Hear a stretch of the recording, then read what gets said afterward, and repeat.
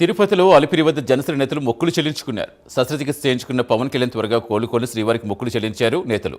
గరుడ విగ్రహం ముందు 1001 టెంకాయలు జనసైనికులు కొట్టారు. పవన్ ఆయురారోగ్యాలతో ఉండాలని శ్రీవారిని ప్రార్థించామని జనసేన నియోజకవర్గ ఇన్ఛార్జ్ రాజారెడ్డి తెలిపారు. త్వరలో ప్రజల ముందుకు పవన్ కళ్యాణ్ తిరిగి వస్తారని చెప్పారు. మంది గుండె చప్పుడు ప్రజాసేవకే జీవితాన్ని అంకితం చేసిన ఏకైక నాయకుడు మా జనసేన పార్టీ అధ్యక్షులు కొణిదెల పవన్ కళ్యాణ్ గారికి నిన్న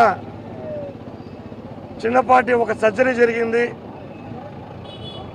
దానికి చాలామంది అభిమానులు ఆయనకి ఏ సర్జరీ జరిగింది ఏమని ప్రతి ఒక్కరూ బాధపడుతున్నారు. ఈరోజు మేము తిరుపతిలో కలియుగ వెంకటేశ్వర స్వామి పాదాల చెంతన జనసేన పార్టీ ఆధ్వర్యంలో కొబ్బరికాయలు కొట్టి, అయ్యా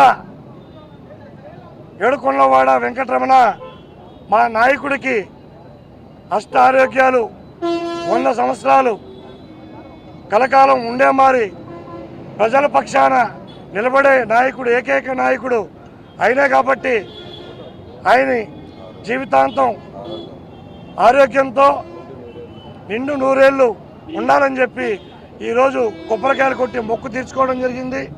ఖచ్చితంగా ఆయన నిండు నూరేళ్ళు ఆరోగ్యంతో ఉంటాడు, ప్రజల పక్షాన నిలబడతాడు. ప్రజలకై పుట్టిన ఏకైక నాయకుడు పవన్ కళ్యాణ్ గారు అని చెప్పి కూడా మరొకసారి తెలియజేసుకుంటూ ఆయనకి కలియుగ వెంకటేశ్వర స్వామి ఆశీస్సులు ఎల్లవేళలా ఉండాలని చెప్పి మనస్ఫూర్తిగా కోరుకుంటున్నాం.